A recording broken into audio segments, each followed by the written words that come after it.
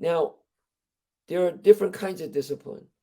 There's a discipline that is done to you, okay, enforced onto you, and there's discipline that's you do to yourself. That's self-discipline, right? So if you uh, the whole goal is to be self-disciplined, so you don't have the external discipline, so that no one else has to discipline you. Uh, but that has to start with you first disciplining in order for them to learn what is right and wrong, uh, and then reward them when they're able to self-discipline. Okay, um, so um, that then, right, uh, before the discipline, and that's what we were talking about earlier, you have to have value. You have to always have value. Okay, why should I do this? Why should I be good? You know, why should I listen to these things? Do what's right? Why should I do these things? Right? You have to have value. So first and foremost, which you think it's very obvious, is self-respect. You have to have self-respect. You have to value yourself. In order to value yourself, then you have to know, you have to believe that within yourself you have some worth, right? Some power, that what you think, say, and decide matters. So you have to then give the this is we're talking about potential, right? You have to have the individual realize their potential.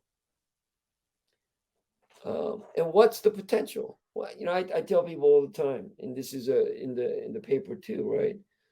Anything has a potential. According to revolution, the evolutionists, we came from nothing, and life formed out of inanimate material. And so rock had a potential for life, and the whole idea of atomic bomb is the separation of the uh, atomic particles, and breaking the separation between the particles is what releases this incredible energy. So anything has potential, right? What's the thing about it is that it might have potential, but it doesn't have that self-realization of its own potential, and don't have then control of it. So if an inanimate object, if a rock knew that it can go in and separate its atoms and create a bomb, and it had the will to do that,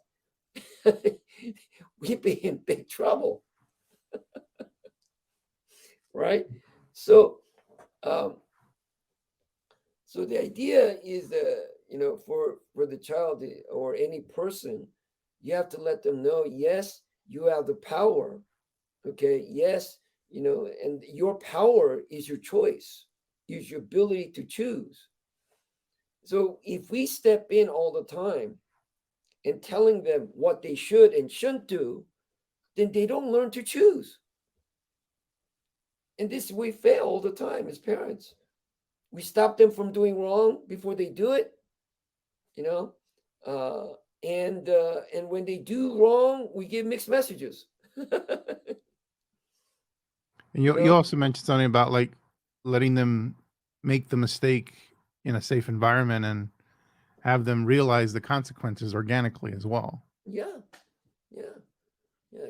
You got to go ahead and give them opportunity to make the mistakes or errors, or deal with the negative consequences. Then you can be there to teach them how to deal with uh, those negative emotions: Mhm. failure, disappointment, losing, etc.